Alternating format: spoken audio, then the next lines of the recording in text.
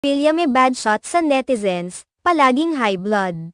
Ngayon ay mainit na pinag-uusapan ang layunin ni Willie Revillame na maghatid ng kasiyahan sa mga Pilipino. Subali tila may mga nakakapansin na sa halip na saya. Tila nagiging sanhi ng stress si Willie at nagiging toxic na ang kanyang programa. Kahit na wala pang isang linggo mula nang magsimula ang kanyang bagong show sa TV5.